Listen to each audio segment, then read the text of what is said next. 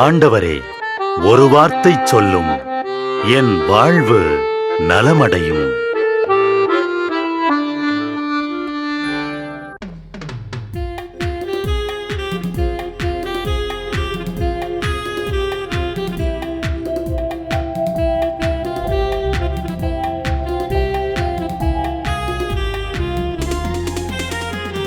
ஆண்டவர் வார்த்தை வல்லமை தருவது அல்லேலூயா.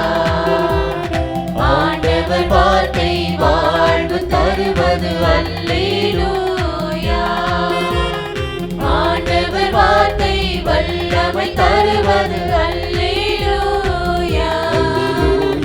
ஆண்டவர் வார்த்தை வாழ்வு தருவது அல்லேலூயா.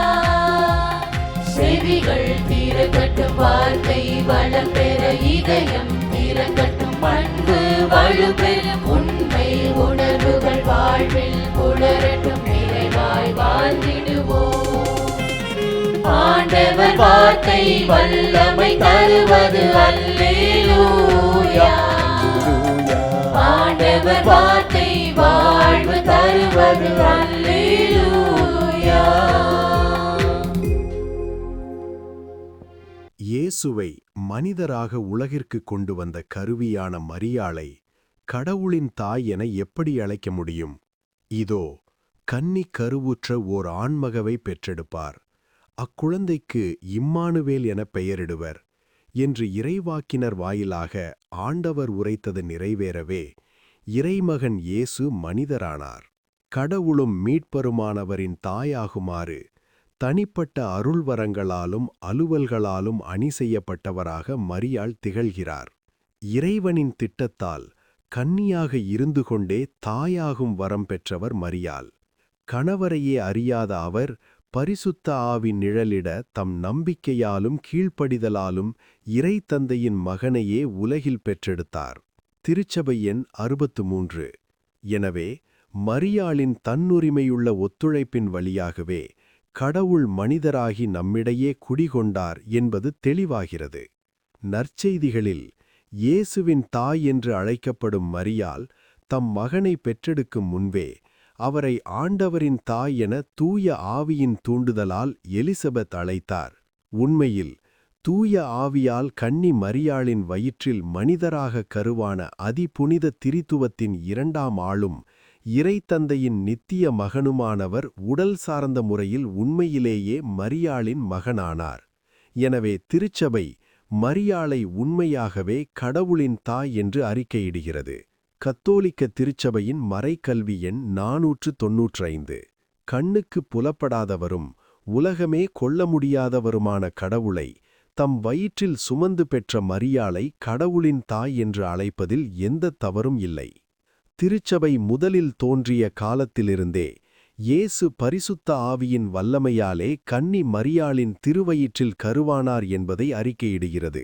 மனித வித்தின்றி பரிசுத்த ஆவியின் வல்லமையால் இயேசு கருவான நிகழ்வை உடல் சார்ந்த நிலையில் உறுதிப்படுத்துகிறது. கன்னி கருத்தாங்குதலை இறைமகன் நம்மை போன்று மனிதரானதை உறுதிப்படுத்தும் அடையாளமாக திருச்சபை தந்தையர் காண்கின்றனர். எனவே அந்தியோக்கிய புனித இக்னேசியு 2ஆம் நூற்றாண்டின் தொடக்கத்தில் இவ்வாறு கூறுகிறார்: பரிசுத்த கன்னியே, நீர் உறுதியாக நமது ஆண்டவரை கருத்தாங்கினீர். கத்தோலிக்க திருச்சபையின் மறைக்கல்வி எண் 496.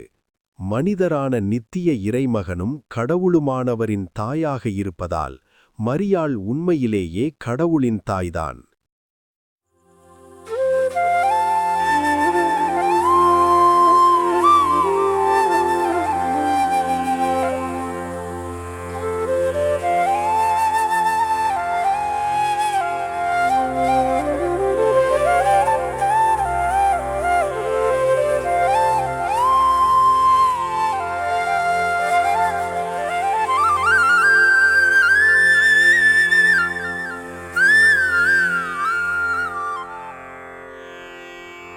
தந்தை, மகன், தூய ஆவியின் பெயராலே ஆமென். வானகத் தந்தையே இறைவா, உம்மை போற்றுகிறோம். இயேசுவே ஆண்டவரே, உம்மை போற்றுகிறோம். தூய ஆவியானவரே, உம்மை போற்றுகிறோம். மூவொரு இறைவா, உம்மை போற்றுகிறோம். அருள் நிறை மரியே, எங்கள் ஆண்டவரின் தாயே, உம்மை போற்றுகிறோம். எங்கள் வானக தந்தையே இறைவா, கடந்த இரவு முழுவதும் எங்களை காத்து கண்ணயரச் செய்த உமது அருள் அன்புக்காக நன்றி கூறுகிறோம். நீர் தந்த இந்த புதிய நாளுக்காக நன்றியோடு உம்மை போற்றுகிறோம். எங்கள் வாழ்வில் ஒரு நாளை கூட்டித் தந்தமைக்காக உமக்கு நன்றி கூறுகிறோம். எங்கள் இயேசுவே ஆண்டவரே, காலைதோறும் உமது அருளன்பால் இரக்கத்தால் எங்களை நிரப்புவதற்காக நன்றி கூறுகின்றோம்.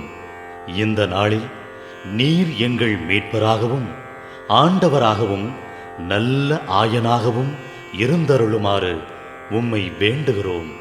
இயேசுவே, இன்று எங்களோடு தங்கும். எங்களை எமது விருப்பப்படியன்று உமது திருவுளப்படியே வழிநடத்தும்.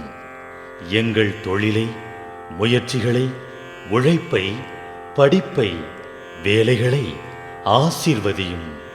தூய ஆவியானவரே, எங்கள் வழித்துணையாளரே, இன்று முழுவதும் எங்கள் ஞானமாய், ஆற்றலாய், சக்தியாய் இருந்தருளும். தீமைகளை வெல்ல இந்நாளில் எங்களுக்கு மன உறுதியை தாரும். எங்களை சந்திப்பவருக்கு அமைதியை, அன்பை, ஆறுதலை கொடுக்கும்படியாக எங்கள் உள்ளங்களையும் இல்லங்களையும் உமது தெய்வீக அமைதியால், அன்பால் நிரப்பியருளும்.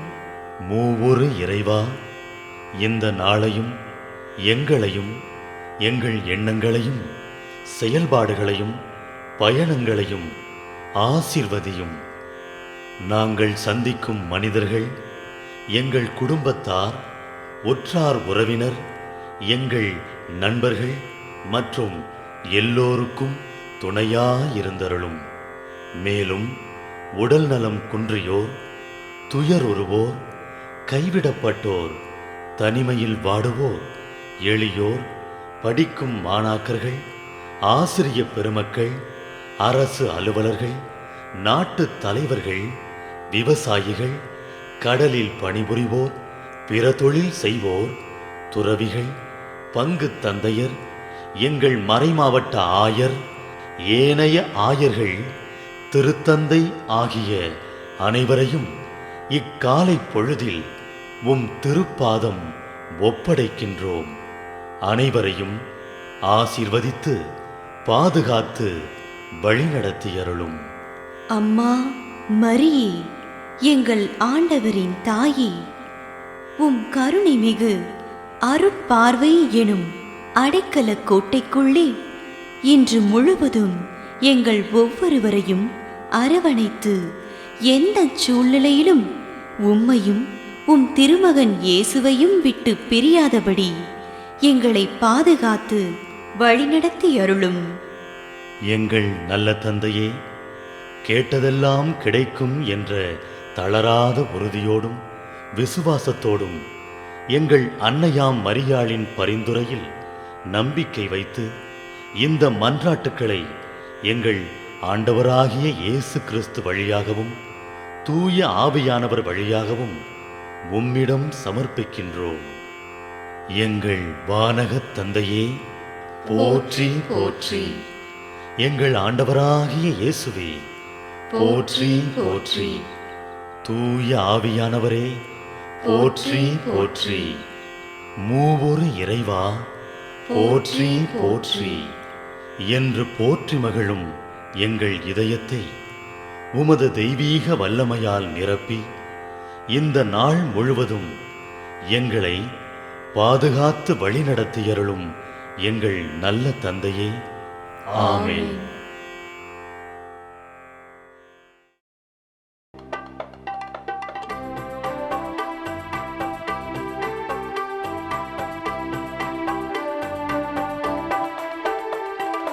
விண்ணுலகில் இருக்கின்ற எங்கள் தந்தையே, உமது உமது பெயர் தூயதென போற்ற பெருக. உமது ஆட்சி வருக. உமது திருவுளம் விண்ணுலகில் நிறைவேறுவது போல மண்ணுலகிலும் நிறைவேறுக.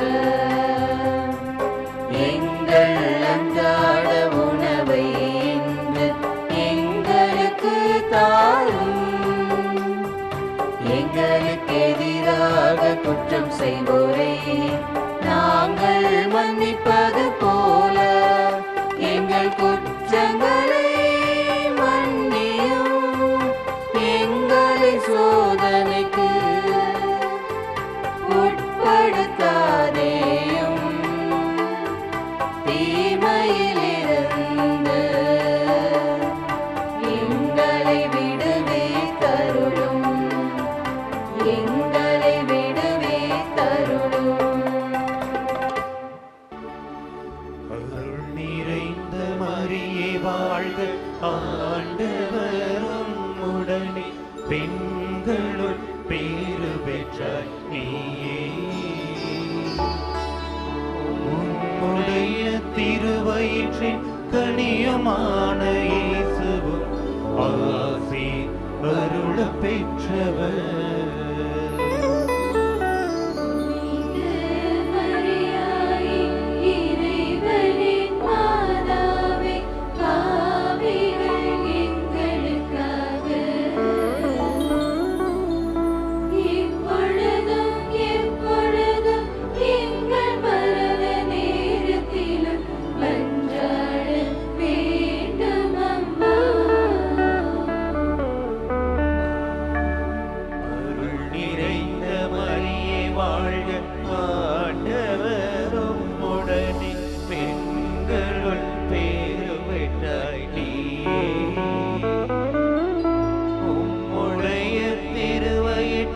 கனியுமான இயேசுவும் ஆசி அருள பெற்றவர்.